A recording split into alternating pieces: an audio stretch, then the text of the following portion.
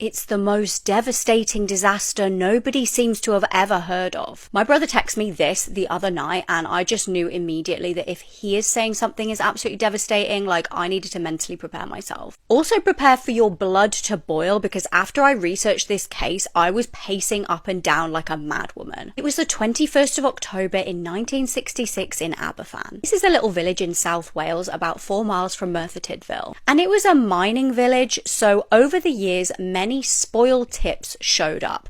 If you don't know what a spoil tip is, neither did I. It's essentially a collection of waste removed during mining. Basically a load of sludge and muck. So during all of this mining that was going on in the village, they created these spoil tips or spoil heaps, and there just became so many of them. It was like an unofficial dumping ground. And this was going on for years. They were just adding more and more spoil onto these heaps until they were essentially like massive mountains surrounding the village. And experts were starting to get very, very worried about them, because obviously, like, it's got to go somewhere at some point. What if those spoil heaps collapse? Like, what happens to the village underneath? Now, what was even more concerning was that an engineer spotted workers tipping more slurry on top of an already huge spoil mountain. And he was like, hang on, that's right by a school. So he wrote a very stark warning to the NBC, which is the National Coal Board, saying, quote, "I regard it as extremely serious as the slurry is so fluid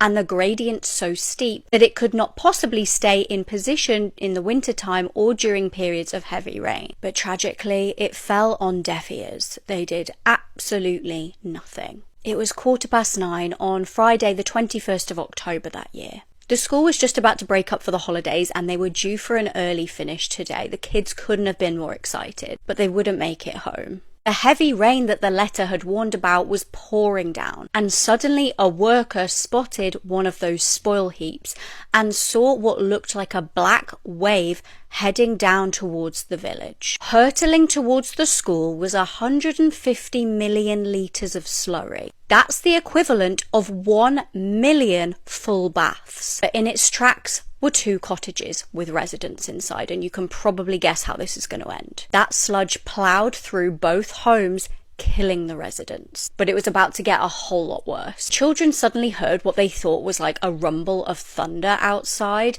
and some went to the door of the classroom to see what the hell it was. And then suddenly, everything went pitch black.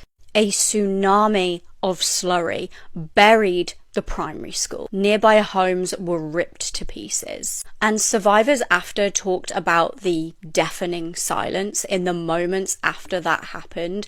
And then they just started grabbing any shovels and digging with their bare hands to just desperately try and find any survivors. One teacher, Nancy Williams, bless her, tried to shield some of the children with her own body and died in the process, but she did manage to save 5 children. What a woman. Horrifically, the majority of the children suffocated in the thick tar-like substance. It doesn't even bear thinking about, and the experts had warned this was going to happen. Over 140 people, mostly children, perished in that village. And the fact that this was all preventable is what's totally horrifying for me. It's like they didn't care. The NCB chairman, Lord Robbins, lied and said that no warnings had come about what could have happened. Like, it was a total lie. Nobody was ever charged with any negligence or criminal activity, and it gets worse because the corrupt NCB then stole £150 that had been collected from the disaster relief fund. Those were donations from the public to help funeral costs and help grieving families and people who had their